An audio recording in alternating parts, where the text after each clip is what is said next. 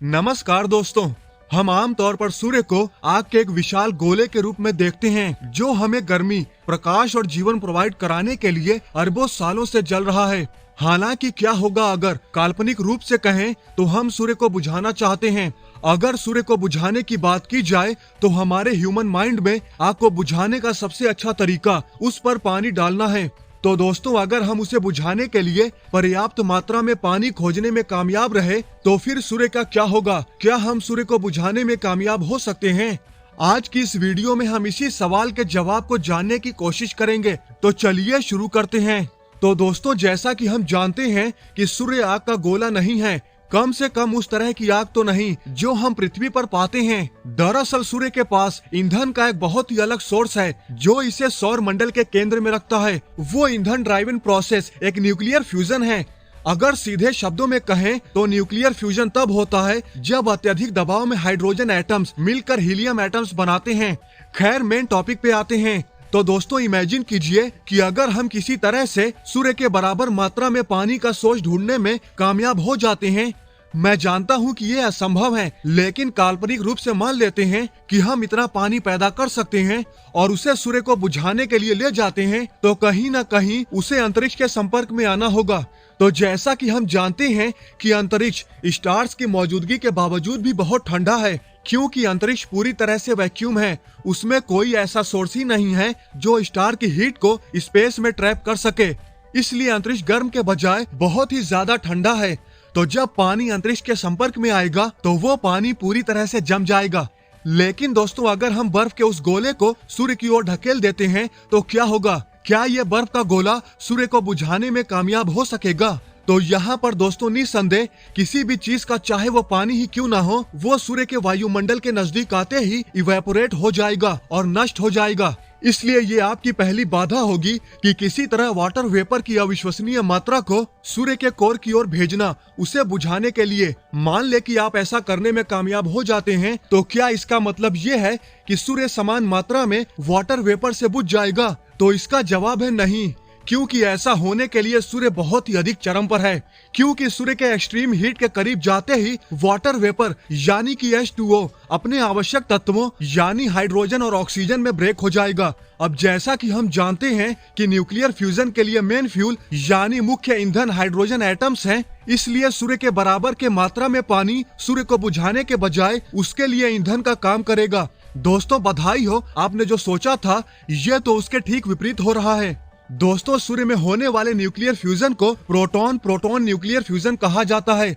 लेकिन अन्य प्रकार के न्यूक्लियर फ्यूजन भी ब्रह्मांड में मौजूद होते हैं और ये उन सितारों में होते हैं जिनकी रासायनिक संरचना सूर्य से भिन्न होती है। इनमें से एक को कार्बन नाइट्रोजन ऑक्सीजन फ्यूजन कहा जाता है। लेकिन अब चूंकि हमने ढेर सारा पानी सूर्य को बुझाने के लिए इस्तेमाल किया और ये पानी सूर्य के करीब जाते ही हाइड्रोजन और ऑक्सीजन में ब्रेक हो गया, तो अब सूर्य के कोर में अब हाइड्रोजन के साथ साथ भारी मात्रा में ऑक्सीजन भी मौजूद होगी। तो अब सूर्य के भीतर एक नए तरह का फ्यूजन संभव हो जाएगा, क्योंकि सूर्य की रासायनिक संरचना पहले से भिन्न हो जाएगी। और चूंकि अब हाइड्रोजन में भी काफी वृद्धि होगी, तो अब सूर्य पहले की तुलना में 1.7 गुना भारी हो जाएगा। लेकिन अब चूंकि हमारे सन की रासायनिक संरचना ही बदल गई, तो ये कार्बन नाइट्रोजन ऑक्सीजन फ्यूजन और इस तरह के स्टार जैसे खुद के बढ़े हुए मास के साथ आपको अपने सौर मंडल में एक ऐसा तारा मिलेगा जो वर्तमान के सूर्य की तुलना में 1.7 गुना साइज और 6 गुना चमक वाला होगा। साथ ही इसका तापमान भी पहले सूर्य की तुलना में काफी अधिक होगा। अपनी नॉर्मल हेल्दी पीली चमक के बजाय हमारा सूर्य नीली सफेद इंटेंसिटी के साथ जलेगा। अब जैसा कि हम जानते हैं कि जो नीले सफेद तारे होते हैं वो पीले तारे की तुलना में काफी ज्यादा ब्राइट होते हैं और इनमें से खतरनाक अल्ट्रावायलेट रेज भी निकलती हैं, जिस वजह से हम सभी को भूनकर मार डाला जाएगा, क्योंकि पृथ्वी भी वर्तमान की तुलना में 6 गुना अधिक गर्म हो जाएगी। तो दोस्तों, संभवतः इसलिए सूर्य को बुझाने का हमारा आइडिया वो भी पानी से बिल्कुल भी अच्छा नहीं है, क्योंकि पानी हाइड्रोजन और ऑक्सीजन में ब्रेक होके सूर्य को एक नए अवतार में ला देगा जो पहले से कहीं ज्यादा खतरनाक हो जाएगा। हालांकि अच्छी खबर ये है कि ऐसे कार्बन नाइट्रोजन ऑक्सीजन फ्यूजन वाले स्टार हमारे सूर्य जैसे धीमी गति से जलने वाले तारों की तुलना में बहुत तेजी से जलते हैं और सुपरनोवा के रूप में विस्फोट होने से पहले वे केवल कुछ मिलियन साल तक ही जीवित रहते हैं। तो एक तरह से अगर देखा जाए, अगर आप कॉस्मिक कैलेंडर को देख रहे हैं तो आप सूर्य को मारने में कामयाब रहे होंगे। बस फर्क सिर्फ इतना है कि केवल एक क्विक मौत के बजाय बदला लेने की एक लंबे प्रोसेस के माध्यम से। हालांकि ये वैसा नहीं है जैसा कि आप चाहते थे, है कि नहीं? आप तो सूर्य को पूरी तरह से बुझा के नष्ट कर देना चाहते थे।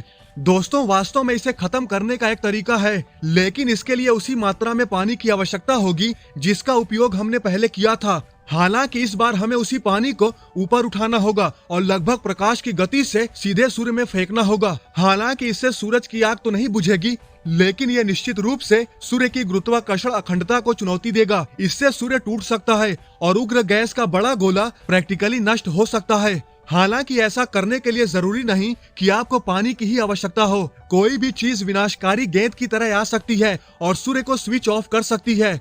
तो दोस्तों, निस्संदेह इसका मतलब यह भी होगा कि सारा जीवन फ्रीज हो जाएगा और सभी ग्रह सूर्य के गुरुत्वाकर्षण के बिना अंतरिक्ष के अनंत अंधकार में बिखर जाएंगे।